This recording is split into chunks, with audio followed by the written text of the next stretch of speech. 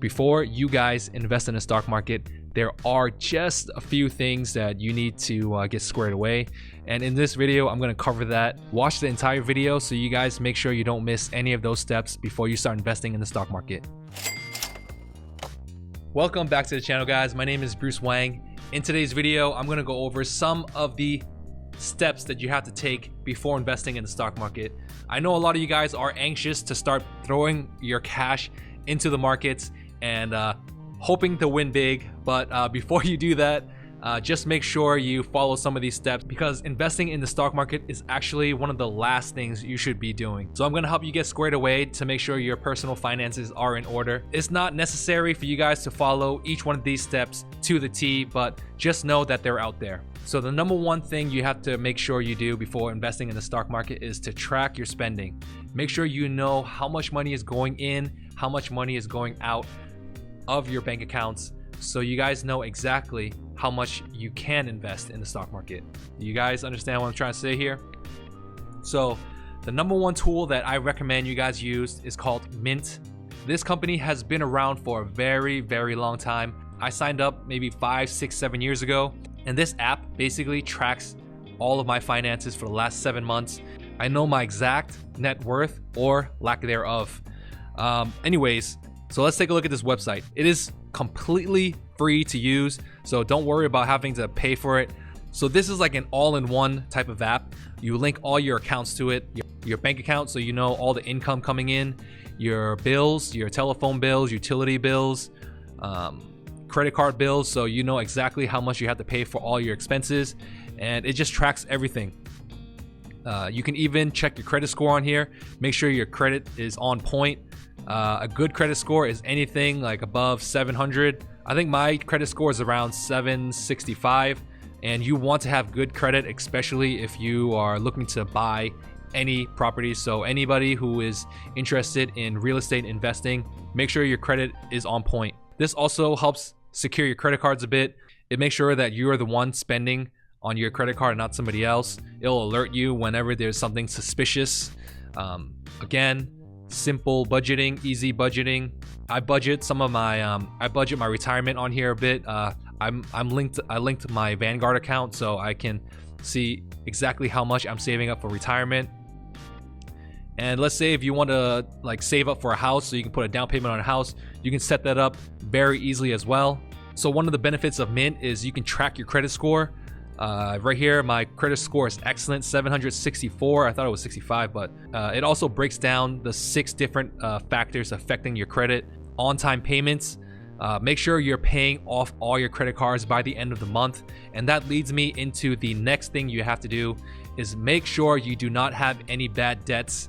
I think a lot of you guys out there are having trouble with your credit card spending. So make sure you pay all that off before you invest in the stock market, because interest rates on all that credit card debt is like what, 20% plus, and it makes no sense to try to get like a 7% gain in the stock market when you can make a lot more just paying off your debt.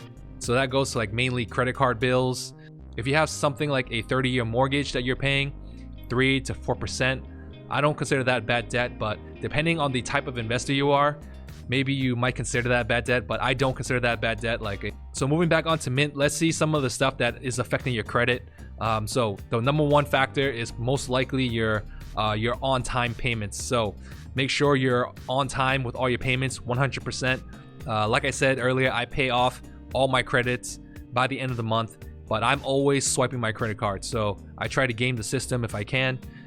Next is your credit card usage. Make sure your credit card usage is the total amount of credit you have. So let's say, for example, if you have like $1,000 limit and you're using, and your cards are maxed out, that means you're using 100% of your credit card usage. And that's something you don't want. You want it somewhere to be under 20%. So right here, I'm at like 14%, and it's considering a 14% credit card usage. Excellent. Here are some other factors. Average age of your credit. My average age of my credit is 2.4 years old, so this is considered poor. So you guys might be wondering why my average age of a credit card is poor. That's because I've opened up a few credit cards over the last few years. I open about 1 new credit card a year, so that brought my credit card age very, very low. This is something very difficult to improve, I think, because yeah, the only way to improve this is for me to not open up any more credit cards, and that is what I'm planning to do. I'm not going to open up any credit cards for 2019, and I'm going to come check this again to see if this brings up my average up by any amount. Hopefully, if by the end of this year, if I don't open up any more cards, my average age of my credit card can go up to like about 3 years old. So I have about 12 credit cards. I closed off a few of them, but I think this still considers them open. So right now, I think I have about active 6 credit cards, and this is still tracking all of my old credit cards that I've closed off. Let's move on to the next one. In the beginning of this year, I increased my credit increase a few times. I tried to increase my credit limits on my cards because I want to get down my credit card usage. So you have to balance that out yourself. Right here, my credit card increase is considered good. Derogatory remarks. I'm assuming this is something has to do with like the security of your credit card, but my cards are pretty secure. I check them on a regular basis. If I'm not checking them daily, I'm checking them weekly. So that's something I recommend you guys to do to make sure you're on top of your credit card game as well. So after you link all your cards and all of your accounts to Mint, this is what it would look like. Whatever transaction goes through your accounts, it will end up here. So as you can see here, I have like instant exfer. I don't even know what that is. So if we look here on April 1st, I just had to pay my phone bill. I'm paying for like 4 lines for $140 with T-Mobile. I think that's pretty good for 4 lines. I'm trying to get a better deal, but at the moment, I think this is the best deal that I can get. So after you know all the transactions going in and out of your account, you can tally everything up, and you can find out exactly where you can save money and where you are wasting some of your money.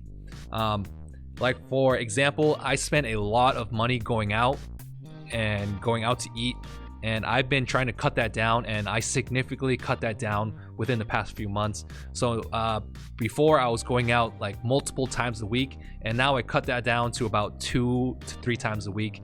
And before, where I was going to like 5 times a week, and over time I can save up a lot of money just doing that. And with all that extra cash, that's when I start to invest in the stock market, guys. So that's just one example. Another example of how Mint helped me out. Yeah, it helped me start my Roth IRA. You can link your investments to the app itself, and it will track it for you, and it will also tally that up into your net worth. When I found out I could do that, I linked up my Roth IRA, and right now I think my Roth IRA is worth like $6,000 something.